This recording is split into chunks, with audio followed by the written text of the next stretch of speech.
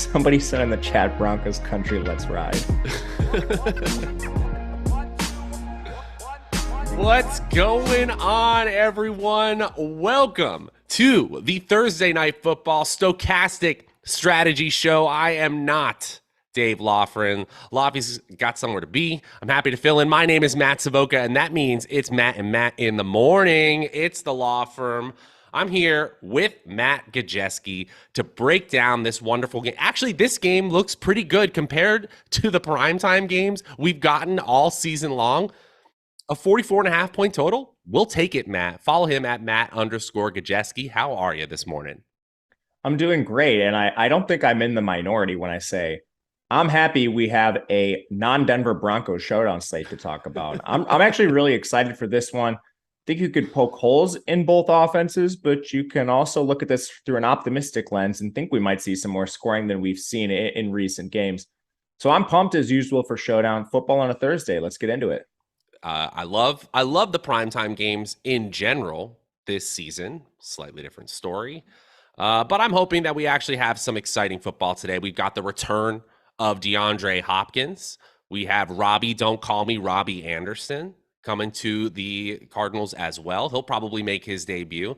So we've got some interesting storylines here, absolutely. And speaking of storylines, we're presented today by No House Advantage, and they've got some pretty cool contests. How about the storyline of you guys winning money with No House Advantage? Click the link in the video description below.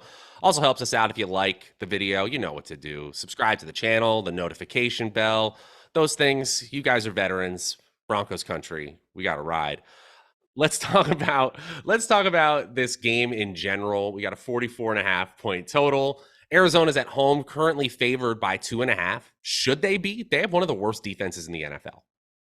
Yeah, that defense is terrible, and the offense has been lackluster at best.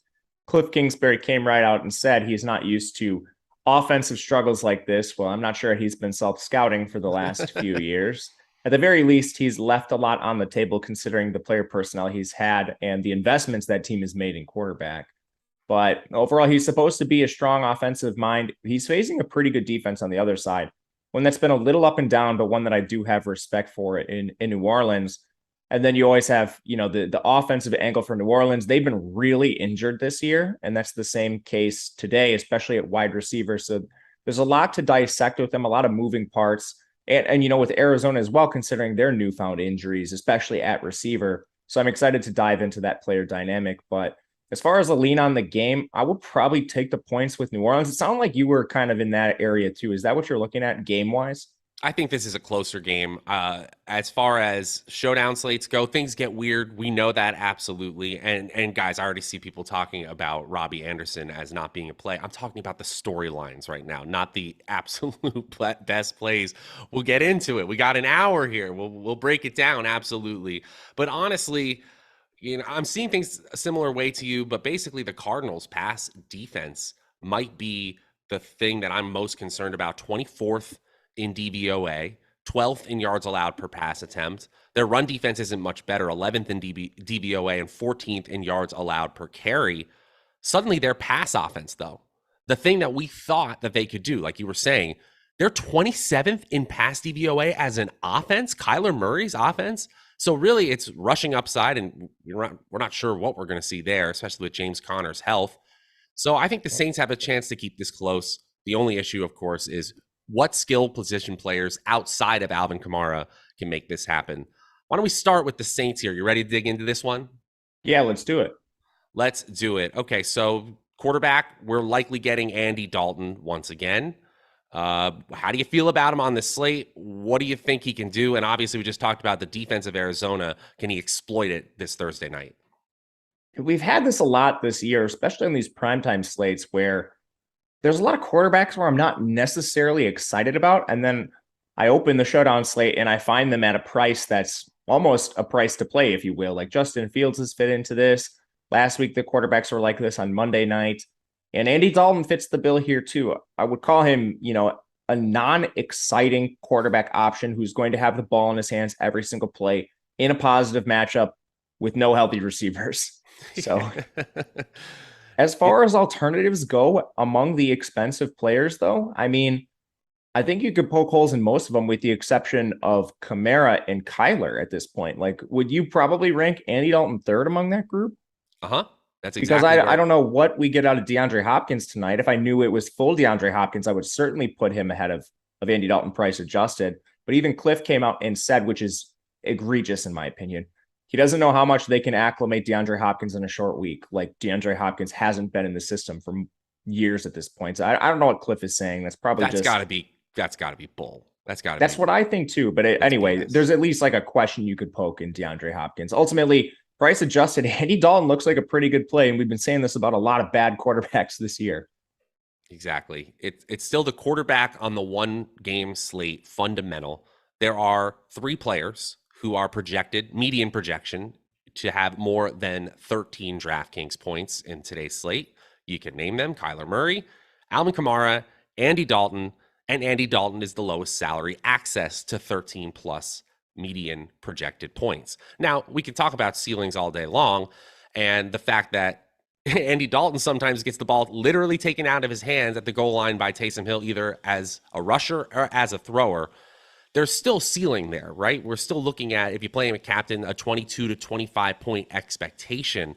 What, just off the top of your head though, what are the chances you get a higher than 25 point score? Let's not assume a captain here. Let's just say like you get a ceiling performance out of Andy Dalton. Can you put a number on that? What's your percentage chances?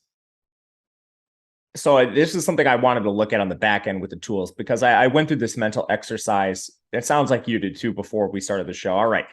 Andy Dalton has these concerns. He can be vultured, if you will, by Taysom Hill, but he is an awesome matchup. And Arizona has given more quarterback than one a path to a ceiling performance. So it's in there for Dalton. I wanted to look at the back end, look at our Showdown top plays tool, which is simulation based, and see how often he's the optimal quarterback, how often he's finishing in the top 2 to 6. And he was coming up more in the top 2 to 6 rather than the overall optimal. If you look at his projected captain ownership, coming right in around 7%, his captain optimal percentage was just shy of that. And I think that makes some sense. You're basically kind of in the ballpark of efficiency for both those numbers. But at the utility spot was where he was coming in pretty under owned. So what that says to me with Dalton is there's a pretty good chance he puts up a good score, that 13 plus we're projecting, but then the chance for him actually breaking the slate, giving you that true ceiling performance at his price is a little less likely than some other guys on the slate. And that kind of matched up with my intuition right away. So I do like playing him in the flex. That is exactly how I'm seeing it. I'm sorry. I know sometimes we want to embrace the debate here, but that is exactly how I see it, especially on DraftKings. On FanDuel, it's a little bit of a different story. If you look at our leverage score, I realize it was updated just a few moments ago on our maybe tools. Maybe I'm saying things that aren't true then. We're good. We're good. Let me update or I it. think like 15 minutes ago. So, but I'm seeing Andy Dalton at the MVP spot on FanDuel as one of our highest leverage plays. And obviously, it's a little bit different of a game over there. You don't have the 1.5x salary modifier when you play a player at the MVP. Still, you're looking for the highest raw score when you're playing the MVP over on FanDuel. It still looks like his probability compared to the rest of the field is still pretty good, aka he's a quarterback on a one-game slate. Anything else about Andy Dalton? Obviously you can say his ceiling is also lowered by the fact that he probably doesn't have Michael Thomas, probably doesn't have Jarvis Landry, certainly doesn't have his receiving core anywhere near 100%. I guess really it comes down to, can this receiving core play? And we'll break that down in a minute. Is there any glimmer of hope with him finding that solid rapport with these new receivers? I think so. And at the very least, he can fall back on Chris Olave, who's by all means supposed to play here. So he's got kind of that number one, your go-to option, if you will. And hopefully he can just get some productivity out of the rest of them. There's a couple guys I like that we'll talk about. It's not like these guys have been pulled off the street. I'll just say Marquez Callaway in passing here. He's like their former number one receiver. That's not very good, but still, he's not just like some guy they pulled off the street. So I do think Andy Dalton can rely on his pass catchers here. He is a fine option, in my opinion.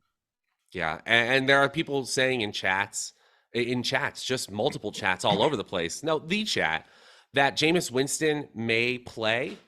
This is actually pretty tough to break down, and obviously stick around here on the Stokastic DFS channel because we'll be back for the deeper dive and live before lock soon enough. They said 20 hours ago, Jameis Winston will be available week 7, but may not start. He may be an emergency backup. Wouldn't that be a interesting thing if they just decided at the very last minute that Winston would start? Would your projections for Winston or your idea of him hitting a ceiling game drastically change, knowing that the receiving core is still going to be banged up if Winston came in to start, which I don't expect to happen? I don't expect to happen either, but we can at least go through the exercise. There's a 200 difference in price on DraftKings, Winston being slightly more expensive. And they seem like they're just fully waiting for him to get completely healthy. I know he's not on the injury report this week outside of just limited practices. He actually didn't even have the questionable designation, which is he's trending in the positive direction. But overall, we still want him at 100% full health, which seems to be the case for New Orleans too. With that said, if he does start out of nowhere, they haven't spelled him quite as much with Taysom Hill. They do seem a little more reliant on Jameis Winston in the red zone for everything here. So I do think the ceiling is slightly higher with Winston. He's essentially the same price. And this is definitely something to monitor with late news. Sometimes people don't react quite as much, but as we saw with, Dulcich on Monday, I don't know that that's necessarily the case in today's DFS. Overall, I think I'm seeing actually something from News God in the company Slack right now. On NFL Network, they are saying that Andy Dalton is expected to start. So there's a little bit more confirmation. Okay. So, yeah, doesn't change too much for me. I would like Winston a little more than Dalton is basically the final answer there. I would too, which is a fun thought experiment that probably won't matter for tonight. This game, at the very least, because of the offense on the other side, the potential on the other side for the offense, not the stats we're seeing, we could see an Andy Dalton that is forced into a passing heavy game script. And in that case, again, quarterback on a 1-game slate, he could do just fine. I'm playing him mostly at the utility position. Let's move to the running back position, and it's obviously a one-man show here. Alvin Kamara and then everybody else. What are you doing with Alvin Kamara on the slate tonight? Yeah, he's awesome. With Kamara, to me, I just think it comes down to where do you want to play him? How do you want to approach him on this slate? Because a lot of people are going to be playing Kamara. And he actually comes in with a little bit of negative leverage based on our tools, which is really interesting to see. But at the end of the day, I'm looking at his projection on the back end. It's still going to be really hard to build lineups without him. I ran optimals this morning. He's in almost every single one. So I think it's more or less about building lineups intelligently with him. If you're stacking some of the other studs, are you going to leave some salary on the table? Are you going to get to one player who's maybe a little under-owned? What is it going to be with Kamara? Because in cash games, you're playing him. In tournaments, you're playing him. It's just a matter of building with him intelligently. Right. You're going to have to get contrarian with other spots in your lineup. There are plenty of ways to do it. We've got other options, especially down at the bottom end of the salary tier. And with the uncertainty, particularly in both receiving cores and how it plays out, there are lots of different ways to get unique.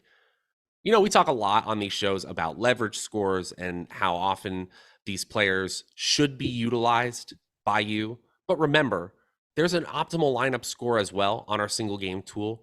And you look at Alvin Kamara, and he is a coin flip chance, over 50% chance of being in the optimal lineup. So we can look at it as a negative leverage score, saying he's going to be over-owned because people are going to lean into that confidence. But that doesn't mean you can't play him, just like you're saying.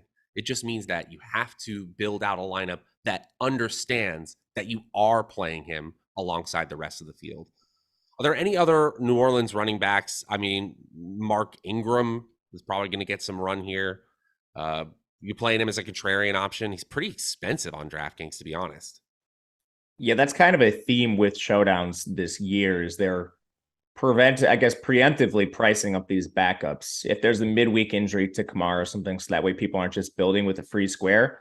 And what that does when the starter remains healthy is it makes these running backs some of the worst plays in the slate. So you can just flat out find better price adjusted receivers, tight ends, kickers, defenses. A lot of them just project straight up better than Mark Ingram. So he is, if you will, I'm on the field a couple snaps a game, Millie Maker flyer. Right. In the sense that someone's going to galaxy brain this, and somehow, because it's a 1-game slate and weird things happen in fantasy football, Mark Ingram has 34 points, and the one person who played him, even though it made no sense at all, it's going to look like a genius. That's kind of how it goes. Yeah, but honestly, his best path to a ceiling is a Kamara injury. Yeah, and no one roots for that. We understand that it could happen, but we can't predict it, and no one wants it to happen. It's one of those things too where we've often seen the under bets hitting on those players, the backup running backs. We've had a really good feel for that in our Stokastic projections. And one of the places we can see that we can take advantage of that is at our sponsor, No House Advantage. No House Advantage, just an awesome place to play, guys. We're team third platform. You know, we know the big two, the ones that you're usually used to, the ones we're talking about on these shows. But No House Advantage has an awesome interface, a great new site, overlay, which is essentially free money. And at stokastic.com, we've got free tools to help you out, including the NFL projections for No House Advantage tool, which is absolutely free right now, updated all the time. I can see here it was last updated 24 minutes ago, so you know we're up to date. We've got an Alvin Kamara rushing yards line that we're actually taking the under on as one of our high confidence bet. But if you want to check out what we've got for you over there, No House Advantage has we've got the tools to help you win, but in the video description below, you can take advantage of a $50 first match deposit bonus. Get started and get started winning over there today. It's the Matt and Matt show. We're continuing on. I don't think we have much else to say about the running back position. Let's get to this mess of a wide receiver core in New Orleans. Chris Olave, here are the number of people who have 700 air yards this season.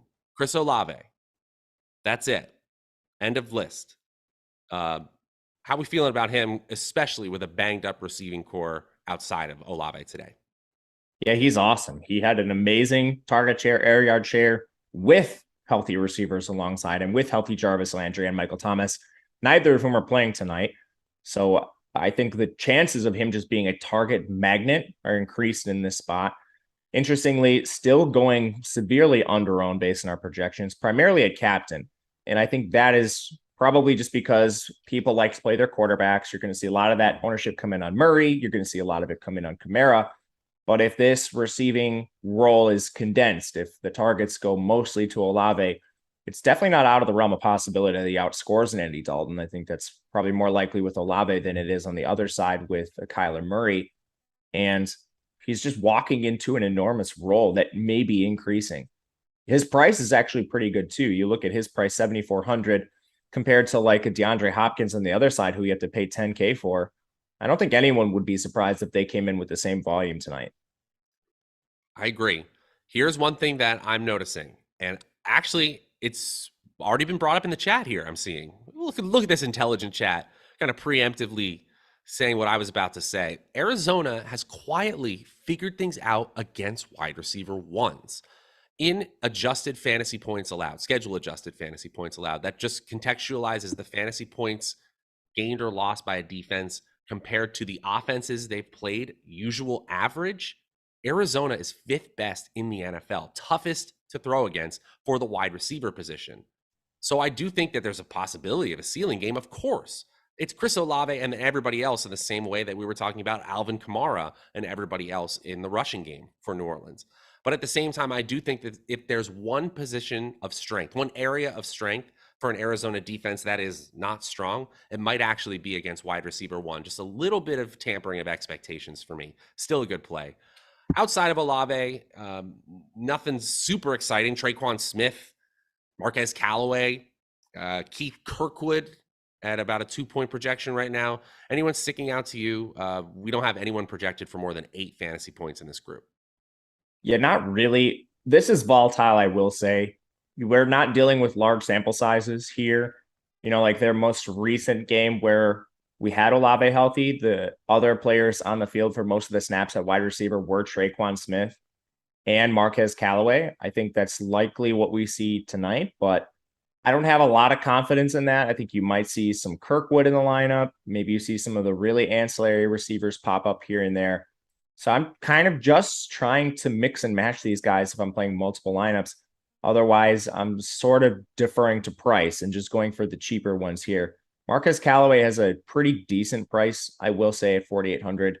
I am sort of looking towards that, but this is a pretty gross group. Did you have a lean right away on anybody here? Because it's like Kirkwood, I think, is interesting at 800, but I think his role might get cut now that we have Olave back.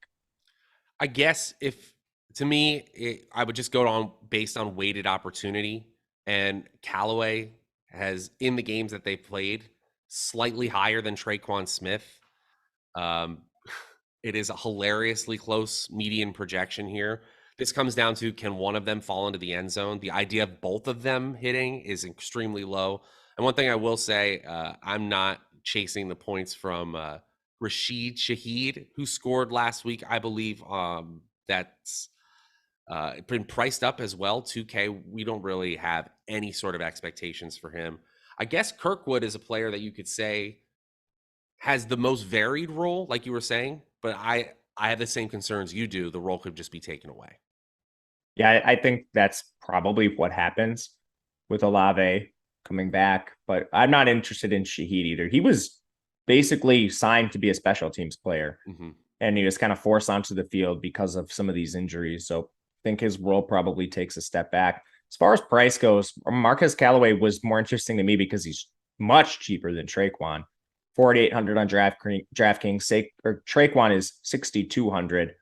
Like the price on Kirkwood, I get it, is really enticing at 800, but there's a chance he just doesn't play anywhere near the amount of snaps that we saw him in his previous game. I agree. And I'm making a rule that unless I'm playing a super large field tournament, I'm only playing one of that trio of Callaway, Smith, and Kirkwood. I just don't see a situation where both of them are going off and you need them in your lineup. You ready to move to tight end here? Yeah, let's do it. Let's do it. We got to talk about the player who doesn't really fit a position, Taysom Hill. Some of our tools, he literally shows up as a running back, and I'm like, well, I get it. But Taysom Hill is one of those players who has that 40-point potential in a game where we actually have a few options there, but let's not pretend that we were just bustling with options that could actually get us to 40 points here. Now, he had 4 fantasy points last week. We know that the floor is low, but it's got the most unique usage profile basically of any skill position player in the NFL. Yeah, he's going to have to get there on efficiency, I think, if he does. We saw that crazy efficiency 2 weeks ago where he had 3 scores on 9 rushes, another score through the air on 1 pass attempt. So, like 10 total touches to account for 4 scores is pretty crazy outlier performance, but right. He's probably going to touch the ball between 5 and 10 times in this game. At that price, he's going to come in with negative leverage. You can't be 7,200 and project for 5 touches, especially with most of them coming on the ground. The one thing I'll say about that is they're generally in high leverage situations around the end zone. He has really high touchdown expectation, evidenced by what he's done this year. But I think there's a chance like the field plays him a decent amount after that game we just saw 2 weeks ago. Yeah, they're going to be points chasing in prime time. That's just a thing that's going to happen. That's what I think too. And he's almost the same price as Olave. And you know what? Because he's a tight end and that's how showdown slates work, he's just going to score 8 times and we're all going to look like fools because the math told us to fade him. He runs, he passes, he throws in a way that tight ends usually don't. And yeah, Chad is talking about how Troutman is out as well. The guy averaged like 8 yards a carry on very few carries last week. So getting there on efficiency is something he can do. It's just not a salary-based expectation that I can gravitate towards. That's really the main thing. For everybody saying that Troutman's out, Taysom Hill has played 16 of 122 snaps at tight end. He has the tight end label, but he's not playing tight end. So does Troutman being out affect Hill at all? Yeah, maybe it does, maybe it doesn't. But for those of you assuming that it does, I don't think you can make that assumption. And if you all in chat and everywhere around the industry are going to assume that he is taking the Troutman role, I'm just going to fade and assume it's Johnson or some other backup tight end on their roster, because that assumption, you're not driving it from anywhere. He hasn't even played tight end this year. 16 snaps out of 122. Yeah. So basically what you're saying in chat is this is a Juwan Johnson tweet. This is a Juwan Johnson chat. Is really what it is, right? That he's the one who's the beneficiary at the tight end position. We've seen 6 target games from Johnson. We've seen usage in the red zone. It's hard to predict these things, and his median projection isn't any more than the secondary and tertiary wide receivers, but he's going to be on the field a lot. Yeah, and he actually plays tight end. He's a necessary piece of the offense. Does he get the ball a ton? No, but He's a 3K player on DraftKings. I think you could do much worse than Juwan Johnson today. Yeah, he's really cheap too. So you're kind of opening up things for the other studs in your lineups here. 3K for Juwan Johnson. He has one of the highest positive leverage scores for us. And right now, sometimes I disagree with this in the morning and I come back and look later in the day just to see how they've changed. I don't know that this one changes that much because seemingly everybody in the industry is on Taysom Hill at that price. There you go. It's one of those things where people are saying they fade me in the chat or fade the other Matt in the chat. I don't know. Well, they should be fading me. You've seen my Sunday performance. That's one of the best ways to use this show. I think people often think that that might offend us in some ways. No, we're trying to come up with ranges of outcomes. I've heard it said, if you think of the game flow as a literal flow of a river, there could be little tributaries, right? Little ways that the games can go that you think of that others can't. So if we come up with a narrative and you're like, hogwash, I'm going the other way, great. You just thought for yourself. That's the goal here, right? So we're happy to see you doing it. If you want to talk about it in chat the way you're fading it, fine by me, fine by us. Anything else about the tight end before I talk about this Cardinals team that has disappointed me to no end? Yeah, two things. I just want to say, I'm not trying to make player takes here.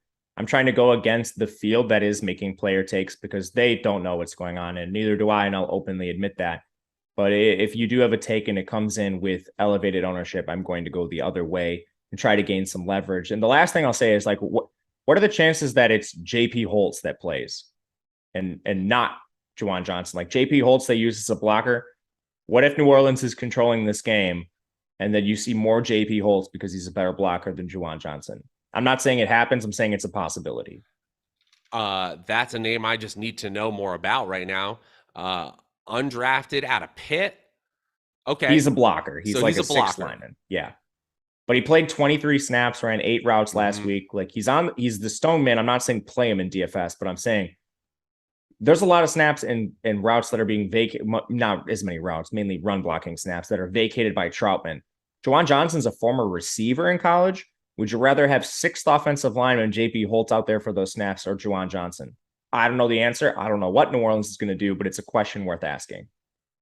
That is a Neil Orfield special right here. JP Holtz, 36% snap share week 5, 37% snap share week 6, 0 targets so far this season. Oh, that's a showdown special. That's a good one. Oh, that would be juicy if he ends up in the end zone.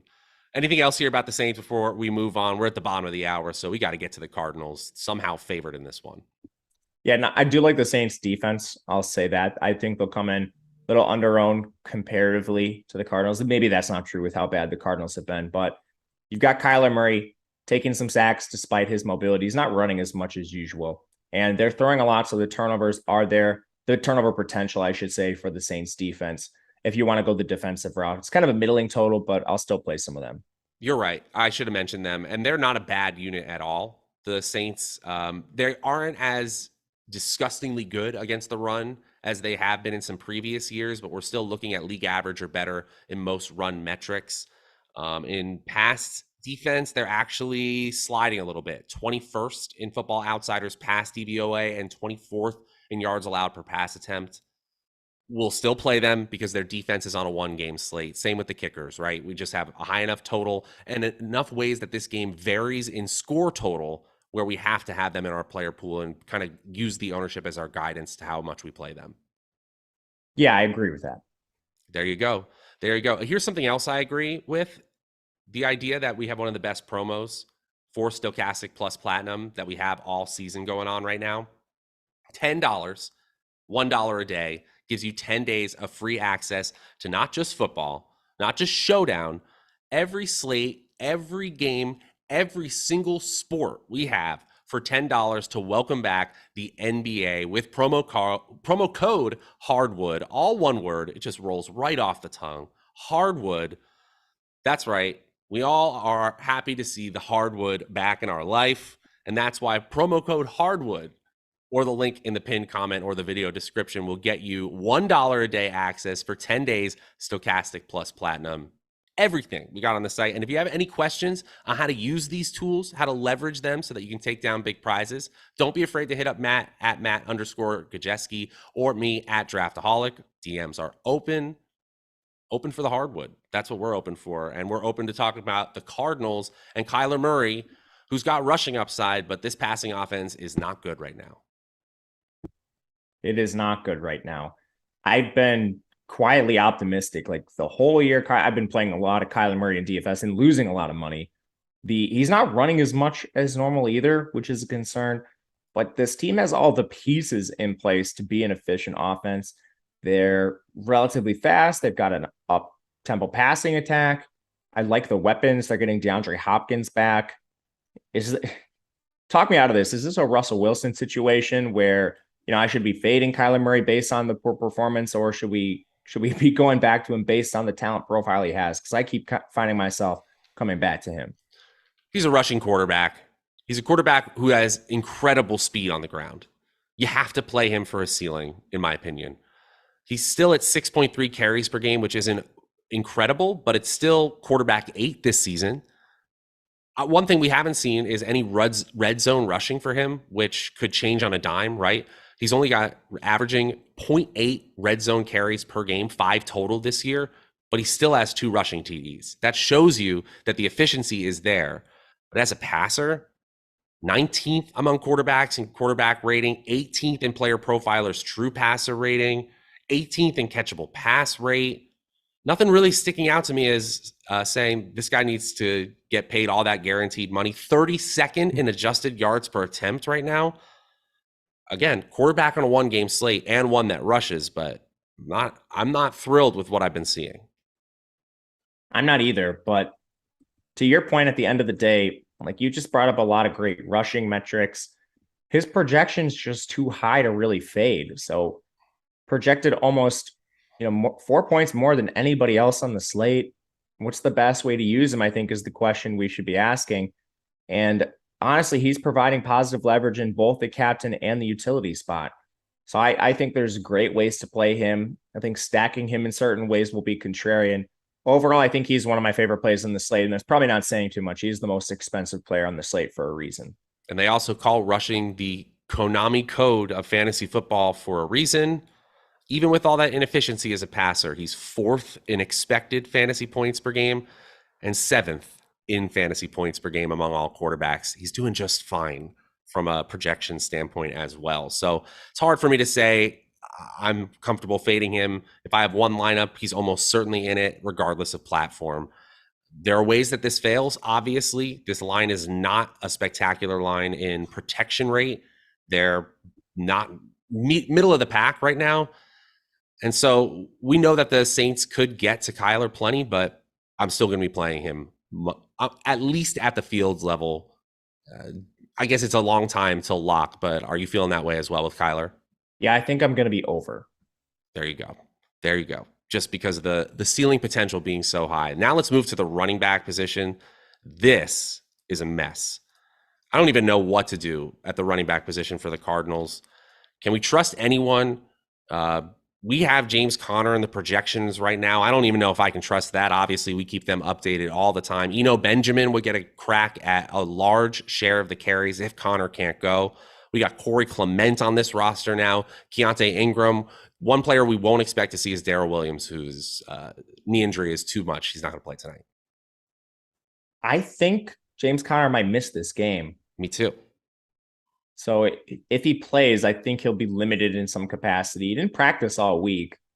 It's a rib injury. So those are generally pain tolerance issues, but we don't know how severe it is really at this point. It must be fairly severe if it's causing him to miss games and multiple games at that. But not practicing all week is a bad sign. Benjamin had a great workload. He just wasn't efficient whatsoever on it. Most of his damage was actually done in the pass game. And he is a good pass catcher. He caught a lot of balls back at Arizona State in college. But 15 carries, 37 rush yards, that's under 3 yards per carry. I just don't know what alternatives they have to him at this point. Like, you're not trotting out Keontae Ingram. He was a low-level, like, day 3 prospect out of USC who wasn't efficient in college. He doesn't offer you anything. You're pulling guys off the street like Corey Clement. I think he's probably in line for a similar workload to what he saw last week. And all you're really worried about here is efficiency, in my opinion. He comes in with a pretty drastic negative leverage score for us. I think that would change drastically if we just ruled out James Conner. So I don't have access to these numbers with and without James Conner, but I imagine he would become, like a fine price adjusted play without him. At 8,200, I think there's at least interest for me there. And I'm guessing he would probably provide positive leverage in the captain spot, which would be of interest to me as well, with so much coming in on Kyler and the Kamara and the Saints guys. And we'll be back tonight to break it down once we get those actives and inactives at the deeper dive and live before lock. I'll be back here. We've got a ton of time to break that down, but ultimately, I think you're exactly right. I think Benjamin, by the time we get to kickoff, will be one of the higher leverage plays. I was looking at expected fantasy points. That's just rushes, targets, where you got them on the field, when you got them in the game, rolled up into a scale we all understand. Fantasy points. It was about 14 expected fantasy points DraftKings scoring last week when Benjamin got the lion's share of the workload. I actually think the projection for him will be a little bit above that should James Conner miss this week. But unfortunately, we don't get a huge salary bump down. It's just 8,200 and 8,800 for James Conner. But I see this the same way. Corey Clement might get some spell touches, if you will, like just a couple of things here and there in the second and third quarter, but I can't imagine any large workload. And I haven't seen anything from Keontae Ingram. If you're talking about a milli maker and you need a 200 to 400 piece, they're not off the table, but Benjamin's the man if Conner can't go. I 100% agree. On FanDuel, it's pretty much the same story. Even on FanDuel there, I probably will like Benjamin even more, just as a wrap up here, because of the touchdown upside. The Saints rushing defense, perceived by many as one of the best in the league, but the metrics this year bear them out as more of a league average rush defense. Nothing to exploit, but also not elite like they have been. Let's talk about this wide receiver core for a minute. This one's interesting because you got Marquise Brown on the shelf for a while with that foot injury, but you got DeAndre Hopkins stepping in, who they won't know how much they can get him involved. Shorecliff. And then Rondale Moore is probably the most fascinating piece on this slate if you just look at the math and the simulations on the Stokastic tools. Yeah, I think DeAndre is probably your one, even with the nonsense Cliff is saying, but we have to factor in price here. He's over 10K. I think in just a vacuum, if you can only play one, you need to ask the question, would you rather play DeAndre Hopkins or would you rather play Rondale Moore at 5.8K? I think Rondale Moore is the second receiver in this pecking order right now. I mean, we can also talk if we want to include Ertz. Maybe you'd have Ertz ahead of him.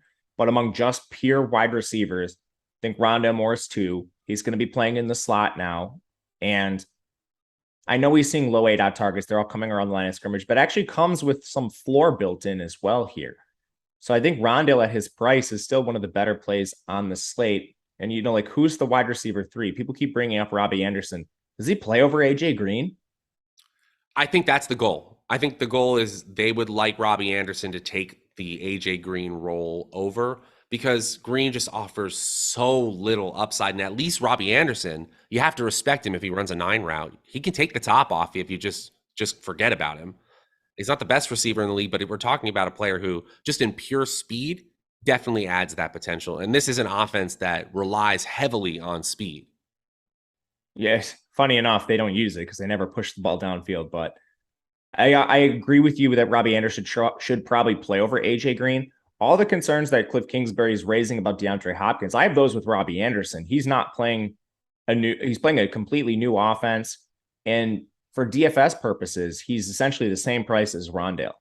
I don't think their volume is anywhere near comparable. So if you're playing cash, you're definitely playing Rondale. If you have one lineup, it's still probably Rondale for me. Robbie Anderson kind of fits into the Mark Ingram, terrible price, terrible projection for the price, but he's going to be on the field a little bit here. Maybe you can play him. I think the transition from AJ Green to Robbie is going to happen slowly over a few weeks, just because you don't have that period of time to acclimate Robbie right away. Totally. And the snap share for Rondale Moore, even before they made the trade for Robbie Anderson, it was almost good for me as I started to break down the slate to say that, we have this Robbie Anderson wrinkle that might actually make people more concerned because the snap share looks really solid for Moore since he came back in week 4. 89% snap share in week 4, 90.9% snap share in week 5, and then a 97% snap share participating on a season high 93% of team routes in week 6. So the fact that we're also seeing at least 5 targets a game so far and a ceiling of 10 targets at 5,800, he's the best value on the slate according to the metrics on our Stokastic page right now. He's going to be very, very popular because of that. You're not fading him in cash. From there, it gets really interesting. Greg Dortch is still a player I kind of like. It's hard to imagine him getting a lot of playing time. At 3,200, he's not particularly low salary, but is he on the table as a large field tournament play for you at all? I won't be playing him, but I could see the reason you would. He plays, and if you're on the field at any point in time, you at least need to be talked about. He's essentially like a carbon copy of Rondale, and we know they prefer Rondale to him. Whether we agree with that or not is a different story, but they're going to use Rondale over him. It would basically be like a re-aggravation of an injury, which again, we can't predict. We know it happens, but that's how Greg Dortch happens. Another situation where I'm probably not playing more than one of Dortch, Green, Robbie Anderson outside of the largest of large field tournaments. How about you? Yeah, same with me. All right. Now we move on to the tight end position. You mentioned it already. Zach Ertz, the main guy there, definitely a main part of the receiving core. And in terms of median projection, right there with Rondale Moore. Rondale Moore, of course, a salary saver comparatively. But we got Trey McBride, theoretically some Steven Anderson, Mr. Anderson snaps as well. It's Ertz and then everybody else. Honestly, I like Ertz a lot. He's a high leverage play, especially outside of the captain tonight. Yeah, I love Ertz. The upside's always going to be questionable, but the volume certainly is not. They use him as a high volume target, and his price is pretty solid too. We have like 3 or 4 really solid mid-price options. Rondale, if you want to include him, but then Ertz is right in that conversation with Olave. So I think you can build some really unique constructions for large field tournaments, especially if you captain some of these guys, because we do know ownership's going to come in on Murray. It's going to come in on Kamara, probably Hopkins too. And from the chat, yes, I realize he wasn't in a sell. This isn't what I said. This is what Cliff Kingsbury said. I think DeAndre Hopkins certainly was working out when he was gone. And I don't know why Cliff is saying what he said. Anyway, these are really unique constructions. If you play some of these guys at the captain, I will be playing a little bit of Ertz there just because of the high volume offense. And again, we don't know how they're going to approach their recent configuration of player personnel with all these changing moving parts. Maybe Ertz plays a lot more in the slot or something happens like that. But overall, I think he's a solid option. The stats for him are good this year. There's no other way to spin it. Number 2 among all tight ends in route participation rate. Number 1 in total routes run. Number 3 among all tight ends in expected fantasy points per game. And he's making it happen on the field 3rd among all tight ends in fantasy points per game. I don't know if it's the most optimal thing for the Cardinals offense to be utilizing Zach Ertz at 32 years old this much, but I cannot complain about 4 games in the last 5 with 10 or more targets and a floor of 4 targets where he caught a touchdown. You know, he hasn't had a game with less than 6 targets since week 1. I think there's a really high floor here for him. You know, we can't predict touchdowns except for the fact that tight end touchdowns happen every single showdown slate. Again, this is just very, very basic math and science. You guys know that at this point. But the numbers bear out that Zach Ertz is a quality option among all tight ends. And so particularly on this slate, there's a lot more certainty there than people may realize. Yeah, for sure. There is. I see people in the chat bringing up matchup. And I think the good thing about that is, well, one, you can look at our ownership. If you think he's too owned, you can play Olave or Rondale. They're right in the same price range. And if you don't think Ertz has a ceiling because of matchup, you can do the same thing. Play Olave, play Rondale Moore. So I don't think he's a must. There's clearly alternatives to him. I tend to agree with our projections just as him being a high target volume guy. He plays a lot out of the slot too. So it's not like he's always lining up in line. So I'll be playing some Ertz. I'll be mixing and matching with Olave and Rondale though. So it's not going to be like I'm locking Ertz or anything. Number 1 in the NFL among tight ends in slot snaps. That makes my eyes bulge out of my head. I cannot believe that. Hey guys, before we move on to the kickers and defense, I do have to tell you about this awesome offer from our friends over at BetMGM. BetMGM has just the coolest promo going on right now. If you bet any pregame money line, you get a awesome chance to win $200 free dollars when any team scores a goal in the NHL. That's all you got to do. Click the link in the video description below. I know we talked a lot about some really cool platforms today. This might be one of my favorite sportsbook promos I've ever seen come across the desk. Just welcoming back the NBA and the NHL. Ask Matt or myself how to take advantage of it, but it all starts with clicking the link in the video description below. Get in there today. Kickers and defenses, man, we got to talk about them. Is the Cardinals kicker even healthy? Matt Prater is questionable coming in here, and that makes me feel not so good about playing him in my lineups. Yeah, I don't know about the health of him. I think this is one where you just wait for inactives, and if he plays, you're just getting to your normal amount of exposure to him. For me, it's not going to be anything crazy tonight with the game environment. And if he's out, you could look at the backup, Blankenship. I think I'm probably just going to try to go to more Lutz if that happens on the other side with the slight price difference. Exactly. I don't need, so there's plenty of uncertainty when it comes to kickers. And I know that uncertainty applies to their ownership because people collectively are uncertain, but I think this is unnecessary uncertainty, if that makes sense. You can play Prater if you want. Obviously, the team total is high enough where you can play their kicker. But to me, they're DNP all week. I guess we saw it like literally in that Denver Los Angeles game where a kicker is like literally his leg looks like he's going to fall off. He's falling to the ground every single kick. So don't say that they're not tough, but I don't have to go here, to be honest. Yeah, and I see some people saying DK doesn't have Blankenship in the pool. They usually add those players at some point during the day, so I would be shocked if he's not added, but we'll have to just wait and see on that. This is information for live before lock. There you go. And we will, of course, be back breaking it down then. So definitely check that out later this evening. Last one we got to talk about as we hit 10 till.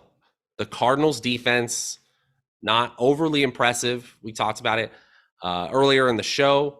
Their pass defense is 24th in Football Outsiders DVOA. Rush defense a little bit better, 14th in yards per carry, 11th in rush DVOA. You see the upside here. Obviously, we can't predict touchdowns, but are you going to be playing them with the field? I think I'm going to be a little under the field. They're favored here, so I think if you're just like running projections, you might get a little more of them than you should. And I have questions about their defense, not just from a player personnel standpoint, but what kind of game plan do the Saints come out with? If Andy Dalton starts, which we're expecting, are they really run heavy? Do they use Taysom Hill more? How much do they actually pass? And we know passing downs, those are the money plays for opposing defenses.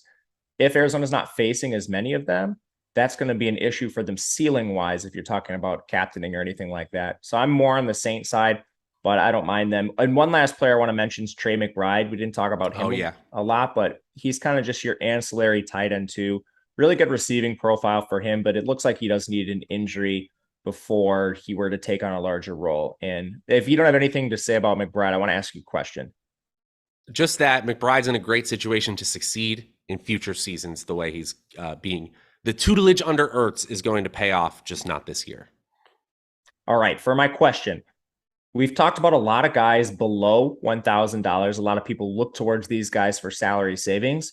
Do you have a preference between any of them? I think the main players we're looking at are Kirkwood, McBride, and Ingram, but I'm having a lot of trouble differentiating them at this point if you get down into that depth. I don't think there's your clear, Dulcich or whoever it may be from previous weeks. It's ugly at that point, right? I guess it would be Kirkwood at that point. I don't feel good about this at all, though. Ingram is a no for me. If I get beat by Keontae Ingram in this slate, that's fine.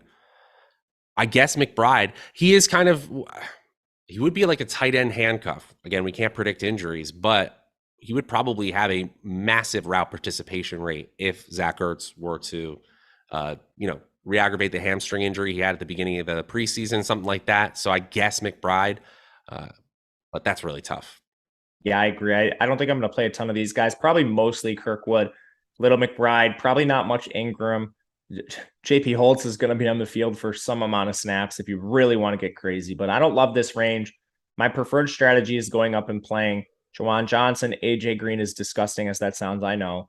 And then some of the kickers and defenses. I think that is going to be my approach. I do think Juwan Johnson is going to be heavily owned today just because of the issues we're talking about now.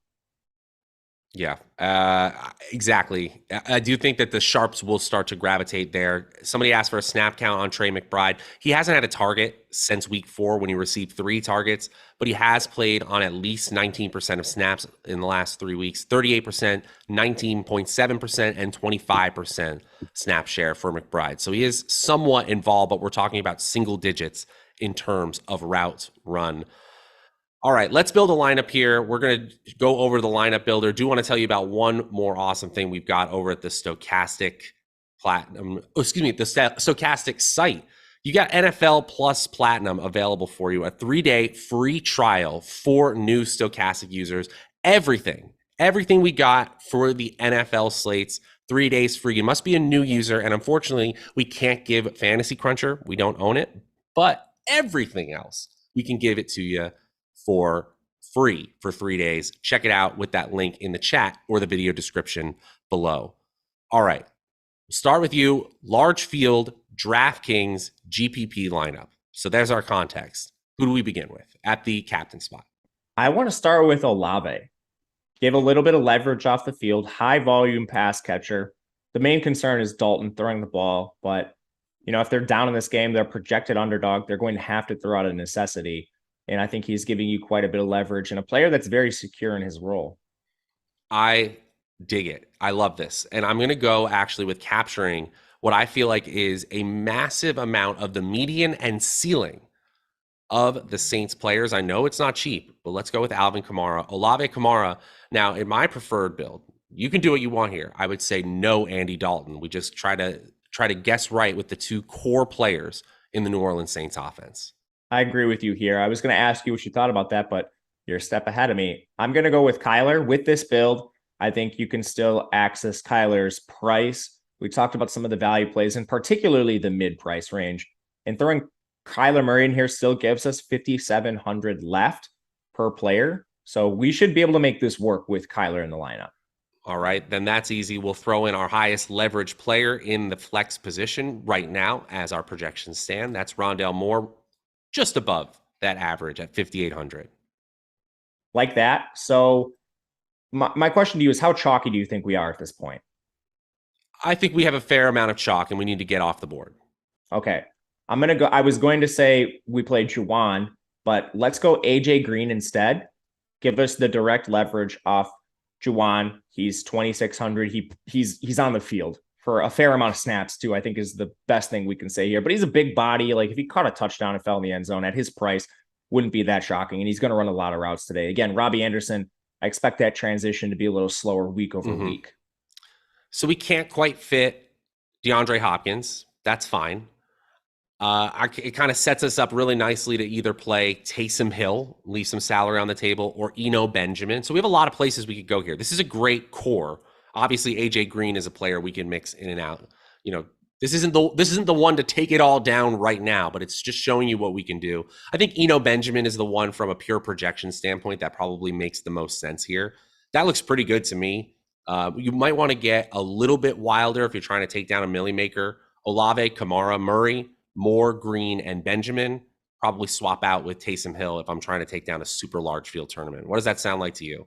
It sounds good. And even in like a milli maker context, I don't think this is super duped. I don't think, you say this lineup wins. I don't think you're running into like a 30 lineup train.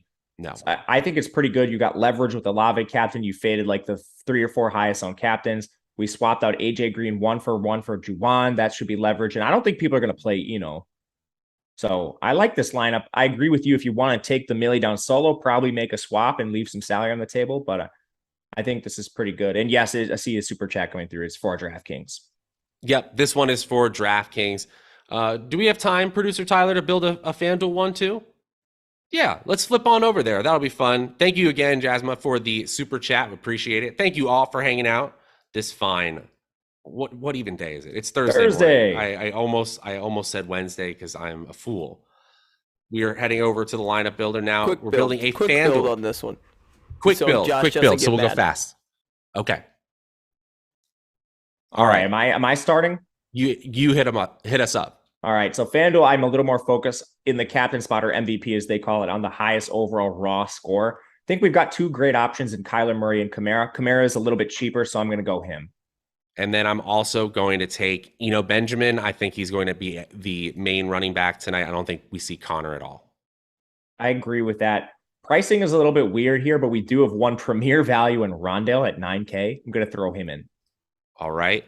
How about let's get weird with it? I know it doesn't feel good. Trey McBride. We're trying to win a large field tournament. Oh, we could probably, I don't know his salary off the top of my head. I got his. He's 5. So we can have room play. for We can play everybody. Kyler for sure if we do this. Mm-hmm. All right, it's Kyler then to finish it out. Nice. Look at that, folks. We did it. DraftKings, a FanDuel lineup. We broke it down. Give the people your prediction of the final score tonight. I'm going to go 24-20, slightly over the total, and I'm going to give this one to New Orleans. They cover. They went outright. I'm going to say 26-23 Cardinals over, but they only win by 3. This has been a whole lot of fun, Matt. You're the man, man. You're the man, Matt, is what I was trying to say. Follow him at Matt_Gajewski. I'm over at Draftaholic if you want to follow me as well. We'll be back later tonight to break it all down, the deeper dive, live before lock. So much to break down. So many good sports games today on the Stokastic DFS channel. So keep it right here. For Matt, I'm Matt. Thanks, producer Ty behind the glass. We'll see you guys later.